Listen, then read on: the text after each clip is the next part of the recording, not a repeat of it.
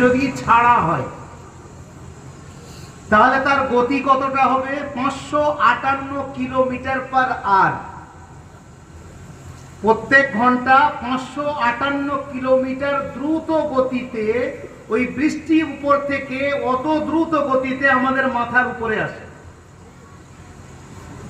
558 কিলোমিটারের মতলব কি হলো? রাইফেলের গুলি চলে 800 কিলোমিটার দ্রুত গতিতে, আর রাইফেলের গুলির থেকে বৃষ্টির ওজনটা অনেকটা বেশি।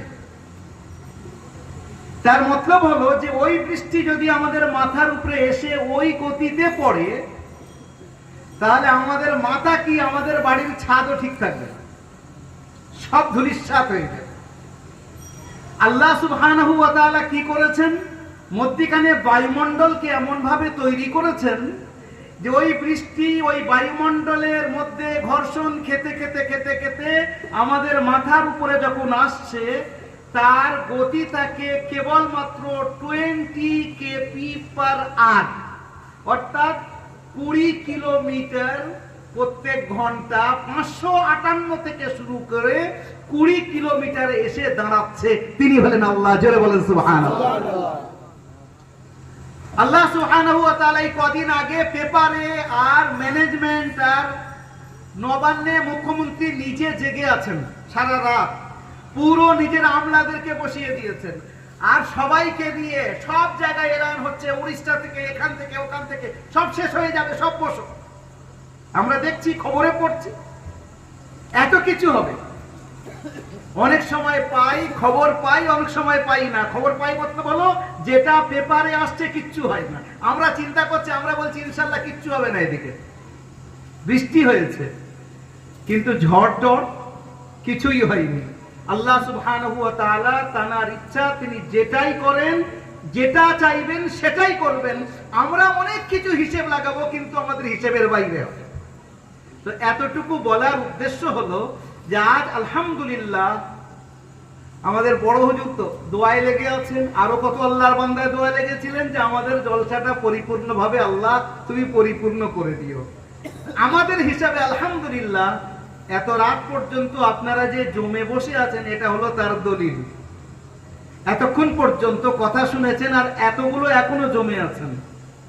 আমি মনে করছিলাম হযরত মাওলানা জালালউদ্দিন সাহেব দোয়া করে দেবেন বা শেষ হয়ে যাবে, কিন্তু যুবক ভাইয়েরা যেভাবে আর আমাকে বেঁধে দিয়েছেন এর আগে কয়েকজন ফোনের মাধ্যমে, বাধ্যতামূলক সে বসে থাকতেই হয়েছে। এখন আমি আপনাদের সামনে একটা দুটো মৌলিক কথা আলোচনা করব, তারপরে কথা লাস্টের দিকে নিয়ে যাবো ইনশাআল্লাহ। মৌলিক কথা বলতে কি, আজকেকার যে প্রোগ্রাম এটা হলো কোরআনের প্রোগ্রাম।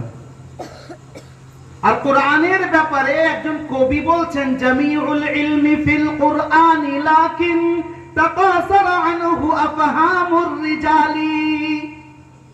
কোরআনে কারীমের মধ্যে সমস্ত জ্ঞান আল্লাহ দিয়েছেন, ওটা আলাদা কথা। আমরা পড়ি না, আমরা বিশ্লেষণ করি না, আমরা জানার চেষ্টা করি না। যারা এটা নিয়ে রিসার্চ করছে, বোঝার চেষ্টা করছে, তারা বলছে কোরআন এমন গভীর সমুদ্র যার কোনো শেষ নেই। জোরে বলেন সুবহানাল্লাহ। এখানে খুব এই বিষয়টা নিয়ে খুব লম্বা কথা বলা যাবে না। কোরআন হলো আল্লাহর ভিতর থেকে বার হয়েছে। কোরআন হলো আল্লাহর কালাম। আমি কথা বলছি, এটা আমার কথা, আপনি কথা বলছেন আপনার কথা, তো আল্লাহ বলছেন ওটা আল্লাহর কালাম। যার কারণে কোরআনের একটা বৈশিষ্ট্য হলো, যেমন কোরআন আল্লাহর কিতাব, তার সঙ্গে সঙ্গে কোরআন হলো আল্লাহর কালাম। পৃথিবীতে যতগুলো কিতাব এসেছে, মোট 114টা কিতাব এসেছে, তার মধ্যে 4টে বড় কিতাব, কিন্তু ওগুলো হলো কিতাব। কিতাব মতলব হলো লিখিত, কোনটা কালাম না। কালাম মানে আল্লাহর গুণ, আর আল্লাহর গুণের কোন পরিবর্তন জীবনে সম্ভব না। আল্লাহ যেমন সর্বদা আছেন, সর্বদা থাকবেন, আল্লাহর কালাম সর্বদা থাকবে। এটাকে পরিবর্তন করার ক্ষমতা কারণ নেই। এই জন্য অন্য কিতাব পরিবর্তন হয়ে গেছে, তাওরাত পরিবর্তন হয়ে গেছে। আপনি তাওরাত পড়তে চান বাজারে পেয়ে যাবেন, ইনজিল পড়তে চান বাজারে পেয়ে যাবেন, নিউ টেস্টামেন্ট ওল্ড টেস্টামেন্ট নামে আপনি পেয়ে যাবেন, জবুর পেয়ে যাবেন, আর অন্যান্য কিতাব ছোট ছোট পুস্তিকা পেয়ে যাবেন, যেগুলো তারা সেই নামে এখনো পর্যন্ত চালাচ্ছে। কিন্তু মজার ব্যাপার হলো সেই কিতাবগুলোর মধ্যে পরিবর্তন হয়েছে। একটা ছোট্ট ঘটনা আপনাদেরকে বলি। আমাদের ভারতবর্ষের মধ্যে এই যে বর্তমান পরিস্থিতি নিয়ে আপনারা আমার থেকে বেশি জানেন। ইংরেজদের সময় আমরা কোনো সময় শুনতাম না যে মসজিদ বুলডোজার দিয়ে ভেঙে দেওয়া হয়েছে। ইতিহাস তুলে দেখেন, ইংরেজদের সময় আমরা শুনিনি যে কোন মসজিদ, কোন মাদ্রাসা, কোন মার্কাজ বুলডোজার দিয়ে একদিক থেকে শেষ করা হচ্ছে। আবার এটাকে দখল করার জন্য ওয়াকফ বিল আনা হয়েছে। ওয়াকফ বিলের উদ্দেশ্য কি? বলছে না, এদের হাতে 6 লক্ষ একর জমি রয়েছে, এরা যেখানে সেখানে, আর পুরো মিডিয়া উঠে পড়ে লেগেছে যে ওয়াকফ বিলটাকে পাস করাতে হবে। মতলব কি আমরা জানি না, এর আগে আমরা ভোট দিয়েছি ওয়াকফ বিলের ব্যাপারে। মতলবটা কি? কোন জায়গায় যদি সরকারের সঙ্গে আর ওয়াকফ বোর্ডের সঙ্গে যদি মতবিরোধ হয়, তাহলে সেখানে সরকারের তরফ থেকে যিনি ডিস্ট্রিক্ট ম্যাজিস্ট্রেট হবেন, ডিএম হবেন, তিনি যেটা ফয়সালা করবেন সেটাই হবে। আর ডিএম তো সরকারের লোক, তার মতলব হলো একদম ও জমিটা সরকারের হাতে তুলে দাও।